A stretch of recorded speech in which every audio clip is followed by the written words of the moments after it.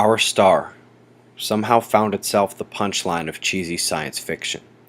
Dramatic doomsday events like the ones in Knowing in 2012 are indeed fabrications of Hollywood sensationalism, but there's nothing fictional about the potential for the sun to change our way of life. This wasn't so true when there were 13 colonies, or when Babylon was Sumer, or when we lived in caves, but it's true now. We have partly brought that on ourselves.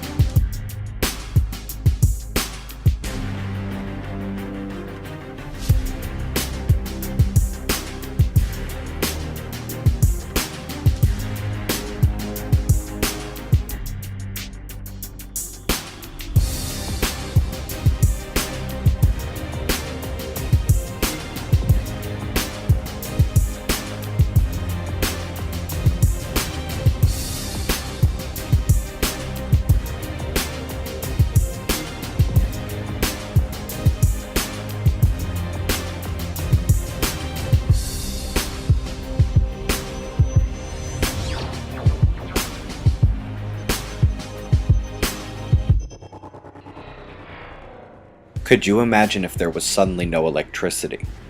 Suburban and rural residents would see the auroras well before the lights go out, but city living would leave you to watch the heavens warning as consolation in the wake of disaster. No water from the tap, no phone. Within 48 hours, no gasoline, no food at the store, no end in sight for weeks, months, or longer. The last time something like this happened was 1859, the Carrington event, at the dawn of our electric age.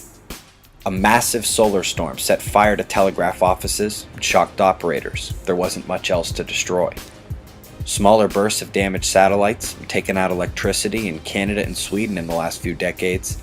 We haven't seen the big one again, not yet. Megaflares have lit the skies many times throughout human history and posed no direct threat to us. But now, unlike the past, humans are uniquely vulnerable to a megaflare because of our dependence on electricity. The more dependent we become, the more vulnerability we face. Some experts say destruction could top $2 trillion, others say more. And some say there is a 10% chance of seeing such a blast in our lifetime. There are tens of thousands of us watching every moment of the sun. After this video you will know why, and if you so choose, you will be able to do it too.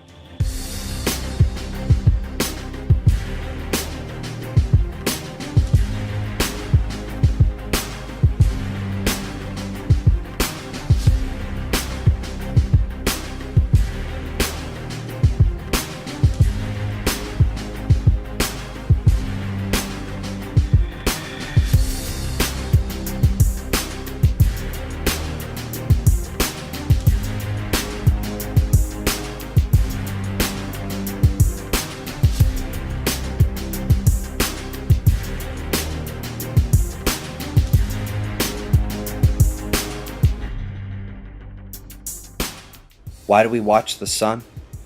because the mega flare is an unlikely yet ever-present possibility. Before learning more about our star, we need to understand just how it interacts with our planet. Our planet came with a built-in invisible defense against energy from the sun and the galaxy. Our planet forms a complex magnetic field around itself. It is our protective interface with energy from space, our shield, known as the magnetosphere. And this is no conspiracy. The magnetic field is fading. Many sources, including the World Center for Geomagnetism in Kyoto, Japan, have simple visualizations of our magnetosphere. This one shows it weakening over the last 400 years. As of just a few years ago, the field had decreased 10% since the 19th century, and it's hastening its shift. This makes Earth more vulnerable to megaflares from the sun and galactic radiation. There is no evidence to suggest that the field would ever disappear completely, and evidence does suggest that humans have endured such events many times in the past. However, with our electric way of life, one cannot help but ask the question, how much weakening before the sun could easily take out our power? These megaflares happen anywhere from 100 to a few hundred years apart, so 154 years after the Carrington event, that aforementioned 10% chance of seeing one in your lifetime comes into perspective, along with just how lucky we've been in our electric age, and just how important it is that we watch the sun.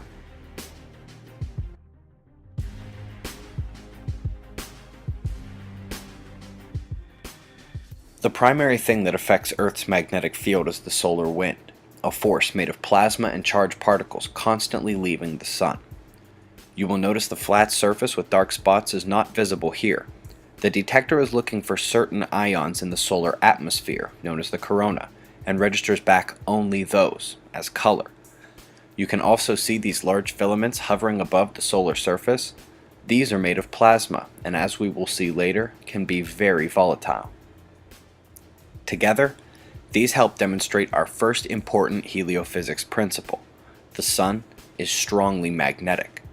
That magnetism of the sun sustains the altitude of the particles and plasma filaments in the solar atmosphere and often packs those particles into magnificent loops. In addition to tremendous gravity pulling in, there is constant outward force from the sun affecting charged particles of matter. The sun is so magnetic that it forces some of those ions out away from it at incredible speeds. This is the first of many graphics you will see here, and a hyperlink to each will be given so that you can be empowered to watch these things yourself. This is the solar wind metrics at Earth as detected by the ACE satellite. Basic solar wind monitoring focuses on density and speed of the solar wind, orange and yellow respectively. With dynamic scaling on the left, it changes to fit the data. Now, on an average day, the ACE telemetry measures proton density of the solar wind between 0.5 and 5 protons per cubic centimeter, usually arriving between 300 to 350 kilometers per second. Now, despite these averages, we often see intense solar wind streams at more than twice the speed and 10 to 20 times the proton density or more. The blast that could take out our electricity could look like this. It's not just protons exiting the solar atmosphere. NASA JPL Genesis mission has shown that about 0.1% of the solar wind is made up of ions of heavier elements, including carbon, nitrogen, oxygen, iron, indeed almost every other known element.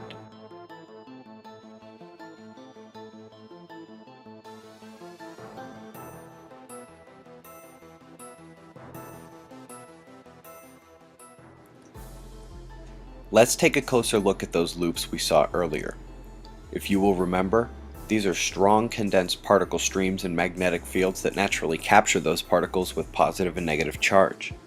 The interior magnetic fields of the sun often poke through the solar surface and out into the upper corona. The area where these emerge are where you're likely to find sunspots. These areas pop up and decay, can be much larger than Earth, and constantly morph around. The dark area inside is called the sunspot umbra. This is where the actual electromagnetic currents carrying the plasma and charged particles enter and exit the sun. The orange area surrounding the umbra is the penumbra, consisting of electrical currents perpendicular to the in-out magnetic force of the field creating the sunspot, the same in-out force that makes those magnificent loops. You are looking at an SDO HMI intensity gram, but for the purposes of watching our solar activity, it is necessary to monitor the magnetogram. The magnetogram shows the magnetic strength of those aforementioned in and outward forces that make the loops. Blue is positive charge, red is negative charge. Now consider how these sunspots morph around, and the fact that many of these are bigger than Earth, and just how powerful of magnetic forces we are dealing with. When the sunspots morph around, those bright magnetic loops entangle, opposing forces often interact, and the particles can be accelerated to near the speed of light. These are solar flares, and they produce large flashes of X-ray radiation that arrive at the speed of light. These are the first sign that an intensified solar wind stream might be on its way. The GOES X-ray monitor is the best way to determine the strength of that radiation. The scale for solar flares, from weakest to strongest, goes A, B, C, M, and X. The largest eruptions, M and X class solar flares, produce enough energy to expel those particles in plasma that were hovering above the solar surface. We discussed that solar magnetism holding them up. That outward push is intensified by the energetic blast of the solar flare, and the particles are sent into space. These explosions are known as coronal mass ejections.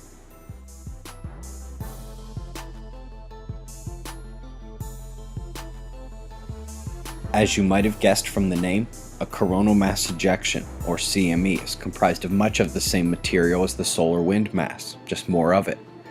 This video opened by portraying an unlikely but real and relevant risk of a massive solar burst that changes our way of life. These CMEs are that very same force. When you see a larger flare, a CME is often visible leaving the surface. Those filaments we discussed earlier also erupt as CMEs, often without a preceding solar flare, which is why large filaments need to be monitored. After determining that a CME has indeed left the Sun, we must next determine if the eruption is headed our way in what's called an Earth-directed CME. Often this footage from the SDO satellite is enough to allow us to make a pretty good guess about what's coming at Earth, but to be sure, we need to check NASA's other satellites. The stereo satellites are usually the first to update, so if you catch our star flaring in the act, head there first. The stereo spacecraft A and B are orbiting the Sun on nearly the same orbit as Earth, but each is a few months of orbit around the circle.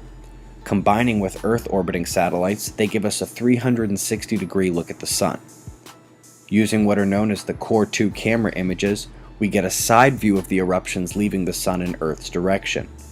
As the stereo A Core 2 looks at the Sun, Earth is off to the left, and the stereo B Core 2 has Earth out of the frame to the right. These can be a good complement to the SDO footage to confirm that a CME was indeed produced, but to be sure it's coming at Earth, we have to go to SOHO, which looks directly from the Earth's orbit. CMEs look beautiful leaving the Sun in the SOHO LASCO images. A disk blocks the glare of the Sun, allowing us to see the particles. When a blast is coming right at Earth, it will look like this. We call it a halo eruption. If you have confirmed an Earth-facing solar flare, resulting CME and the stereo images indicate it is headed in our general direction. A visible halo on SOHO indicates a near certain impact to Earth.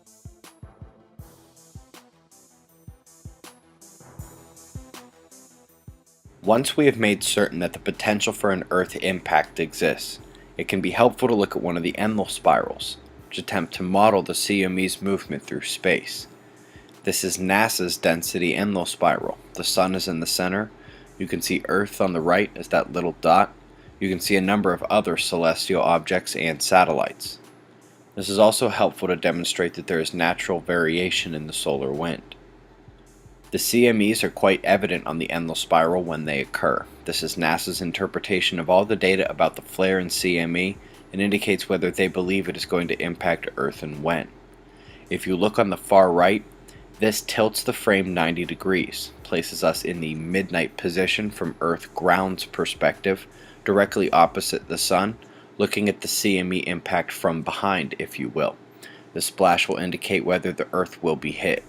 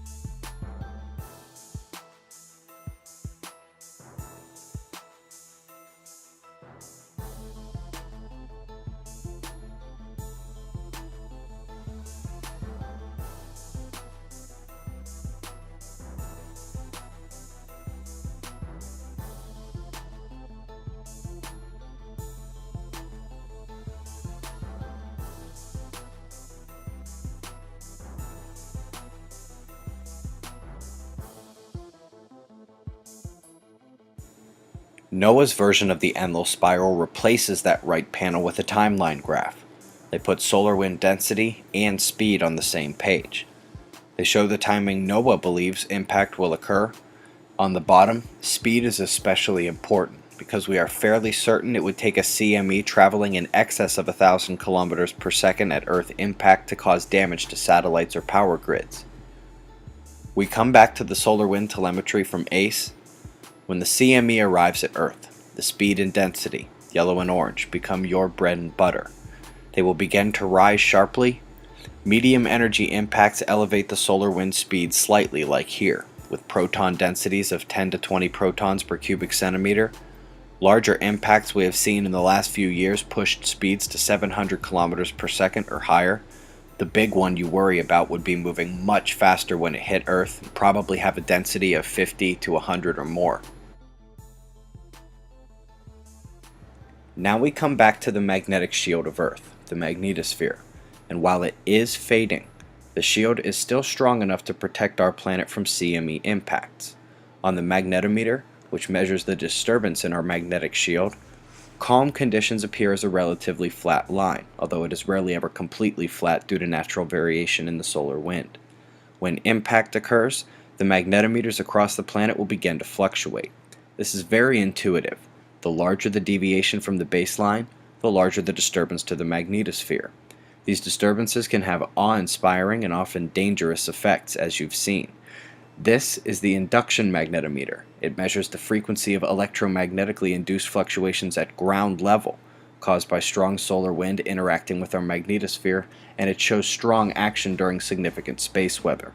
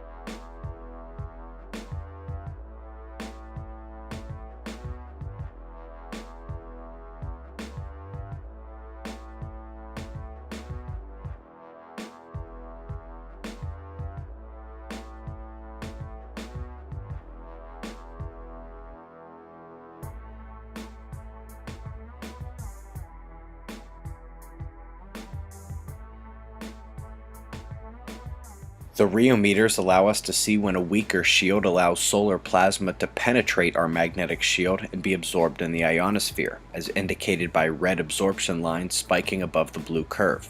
You don't see much here. This is a day with quiet space weather. This is the rheometer from that April 16th geomagnetic storm we just analyzed, CME to magnetic disturbance, which was a very low-level event. Now this is from a moderate geomagnetic storm, but shows heavy penetration. We often see ionospheric absorption of solar radiation at rates much higher than the geomagnetic disturbance would warrant, and although the subject of some controversy, some observers believe this is a sign of that weakening in our magnetic shield. If you wish to stick with the solar wind telemetry from ACE for your geomagnetic readings, you can get basic data about the disturbances in the magnetic field at the top line, the red and white. Now, without getting too technical, during strong disturbances, the red line will dip very low below the dotted line. We say the BZ component of the magnetic field has tipped south. The further down it goes, the worse the disturbance. The dynamic scaling on the left is important here as well because a large downward spike like this, close to -40, might easily be confused with smaller ones like this, as the scaling on the left has changed to fit the data, just like the solar wind speed and density. The KP index is the best known chart that shows the strength of magnetic storms. Simply put, a combination of factors equate to a simple scale where quiet conditions range in green from 0 to 3. A KP of 4 shows as yellow and, as you might guess, indicates that energetic disturbances are beginning in the Earth system. 5 and above is geomagnetic storm conditions. At this level, You can bet that the auroras are putting on a dazzling light show at high latitude on the night side of the planet. The mechanism by which the chaos begins on the ground is induction. The stronger the geomagnetic storm, the stronger the auroras. In a storm that would cause damage, the auroras would become incredibly bright, extend southward to lower latitudes, and perhaps even be visible in broad daylight. The beautiful display consists of charged particles interacting with our atmosphere in a maintained current known as the auroral electrojet. Now, to put it simply, electric currents induce magnetic fields and vice versa. The energy associated with CME impact from the mega solar flare would cause surges and strong variation over large areas in otherwise weak and consistent ground currents. This could overcharge and destroy electrical grids, leaving the foundational infrastructure of our way of life at square one. Let's review by using the hypothetical mega solar flare. Our job begins well before the flare occurs at the SDO website, the Solar Dynamics Observatory. A link to this website along with everything else you are seeing will be posted for you in one location. Make it easy. This is indeed where you find all those colorful sun images, but our job begins with a little game of sunspot hunting. As you might have noticed, the sun spins left to right as we look at it from Earth, so if we want to catch these things as soon as possible, we look to the left side, known as the eastern limb. We're kind of turned around from where we would look at an Earth map from above, so east is left, west is right. You will remember the magnetogram and intensitygram as the two images that allow us to see and analyze sunspots. You can click the image or one of the links beneath to pull up images or videos. You can usually catch sunspots creeping into view long before they face Earth directly, although magnetic details are usually more difficult to distinguish at this early point. If you want to create a custom video like this, there are two easy ways. At the top of the SDO page, under Data, you can browse the AIA and HMI data, which are the devices that give us those pretty sun images. You can specify your date, time, as well as whichever view you want, even with their colors labeled for you. Some of the composite views are known to be especially captivating. Our other favorite way to watch the sun is helioviewer.org. You can also choose your date and time, even a number of satellites besides the SDO. You can still pick whatever view you want, but you can also add them together and create your own composites, fine-tuning the enhancements if you like. And perhaps the best part of this is the ability to zoom. The movie tab up top will allow you to make your selection. Back to the sunspots, remember the larger they are, the more powerful they are, and when it comes to flares, you need positive blue and negative red mixing, not just on the surface, but within active spots themselves. As we look at a large and complex structure to this active region, you can clearly see plenty of magnetic mixing to the sunspot group, but the only real mixing of oppositely polarized sunspots is at the southern edge of the region, and back on the intensitygram you can see those are not as well developed as the bigger ones. By contrast, this meager group of sunspots has its two largest in the middle, very close together and with opposite polarity. This little guy represents potential for M or even small X-class flares, but probably not the big one. If you have a large and magnetically complex sunspot group, you can be sure the potential exists for larger flares, and the closer it is to dead center of the Earth-facing half of the sun, the more directly eruptions would approach the Earth. Included in the list of sources will be the GOES X-ray monitor, one of the most important charts. The mega flare would approach the top if not exceed the frame of the graph. This is where we immediately go to the SDO images trying to find the source of the flare and determine if there has been a CME. Remember, if there's a large filament eruption there will be no preceding flare, instead one may follow as the magnetic fields regain form and begin to surge charged particles near the speed of light, creating the post-CME Hyder flare. We will use the eruption from the Sweden blackout of 2003 as an example for the Soho-Lascaux images. If you have seen a big flare in CME from an Earth-facing sunspot, it would almost certainly be a halo eruption on Soho images. You can see it's brighter at the bottom, meaning much mist to the south. Imagine how bad the Sweden blackout could have been. On the Enlil spiral, the CME would be unmistakable and headed showing clear impact to the little yellow dot, that's Earth, on all three panels. The mega CME would look black and be going very fast. As previously stated, it would likely be going over 1,000 kilometers per second. Solar wind metrics could look like this. And regardless of how you view the CME's impact on Earth's magnetosphere, be it at the top of that ACE chart or on the magnetometers, the readings would be huge. I've actually extended the scaling on the flux gate here because the default scaling would have it look like this. The KP index only goes up to 9, and the mega CME would certainly cause exactly that. The disturbance in the magnetic field coupled with the energized auroral electrojet would induce strong surges in ground currents, potentially destroying transformers, and, if big enough, could combine with our failing magnetic shield to set buildings on fire just like they did telegraph offices in 1859, back when our protective shield was 10% stronger. There are other significant solar events that are important to monitor and understand. Coronal holes are vital to understanding variation in the solar wind, but in order to understand coronal holes we must first look at the umbral magnetic field. These magnetic loops you saw earlier are umbral magnetic fields, but larger fields extend much beyond the confined loops we saw earlier. There are even larger magnetic fields on top of those. The areas that lack fields atop the surface often appear dark on certain SDO views. They look for particles in the upper corona and can't find them, registering black, just like the outside of the Sun image where it also sees no particles. But why are there no particles where there are no magnetic fields? That constant outward magnetic force of the Sun that pushes the solar wind appears to be restrained by the umbral magnetic fields because the solar wind streams from these coronal holes are much faster than normal. This suggests that the particles in the corona, or lack thereof here, which causes the SDO to read black, is due to them all being pushed out by that force where there are fewer magnetic fields to capture and restrain them.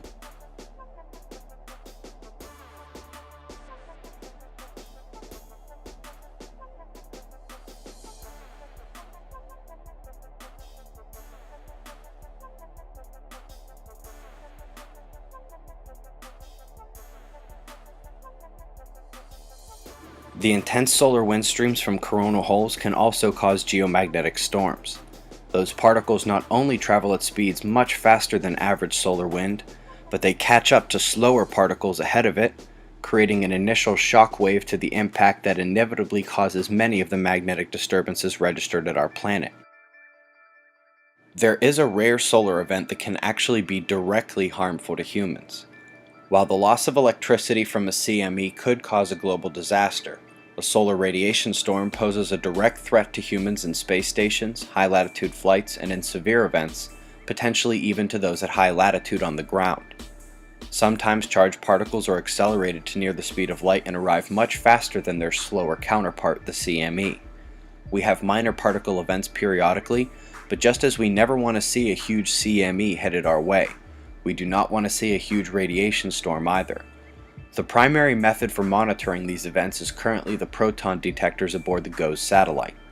The dotted line marks the official lowest storm event, level 1. This is the solar particle event associated with the 2003 Sweden blackout. The southern aspect of this storm was so strong that South Africa experienced transformer damage as well. The mechanism by which these particles are accelerated is not fully understood, but it is hypothesized that a magnetic connection between the Earth's magnetosphere and the Sun does play a role. It was 2008 when NASA began describing these magnetic portals. This topic in general is for advanced viewers, but think of the connection acting like a wire between the electromagnetic bodies, the Earth and Sun. And if that portal is surged by a flare or coronal mass ejection, then it is possible that this electromagnetic connection between Earth and Sun might allow the particles to be accelerated to the Earth so quickly. The Earth footprint is the name given to the location where Earth's magnetic field connects to the Sun's. It is shown here so you can watch for eruptions nearby, and you can find this via a free internet application known as the Integrated Space Weather Analysis System. Now, the Integrated Space Weather Analysis System, or as it's commonly called, ISWA, is another terrific all-in-one resource. This free application acts as a portal to nearly all data made available to us from satellites, ground observations, and different compiled indices. The tabs above the panels segment the data so it's easier to find.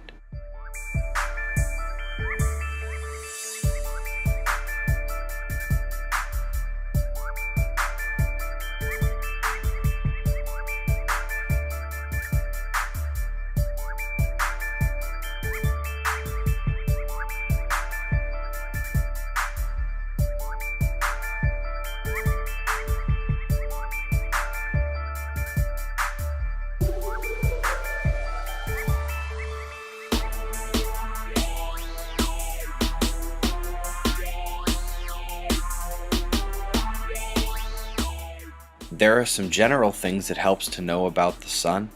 It has a fairly constant cycle of activity when it comes to flaring. Activity peaks approximately every 11 years, and right now, in mid-2013, we are expected to be approaching the peak of activity. The cycle has been pretty reliable throughout modern history. It is interesting to note that the Carrington event in 1859 was not during a very strong cycle. Indeed, the fifth largest flare we have ever recorded was during the last low point in activity, known as a solar minimum. These larger events can indeed happen at any time. A deeper look at recent solar minimum reveals the Sun went deeper and endured longer than we expected. And, so far, we appear to be in a relatively weak cycle now. These and other patterns are tracked daily at the Suspicious Observers YouTube channel, where tens of thousands meet to take a few moments out of their day to catch up on 24 hours of awareness regarding our planet, our star, and our interaction. At some point during this presentation, you probably wondered what you would do in a situation like a megaflare. But might I suggest that it is what you do before the megaflare that might determine your fate. Much like you would prepare for an earthquake, you would need food, water, batteries, medical supplies. But due to the long-term nature of such a megaflare blackout, one would probably need more than the standard 3 days worth. Now, you can get supplies in any number of places. Getting a hand crank generator takes a bit more searching. Diesel and gas generators will run out of fuel, and they make fumes and often are loud and attract attention. Solar power is a terrific alternative, assuming you have the money and expertise to pull it off.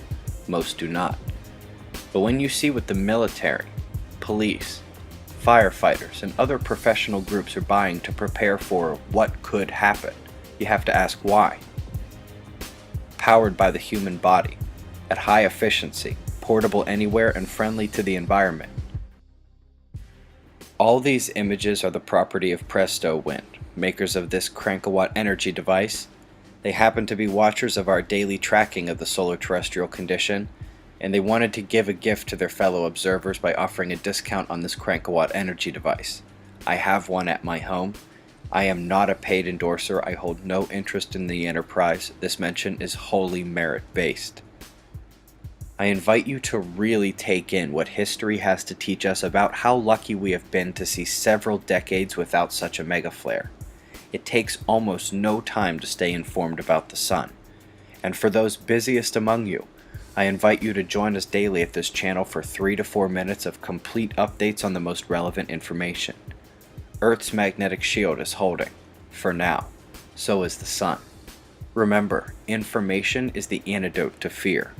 Be safe, everyone.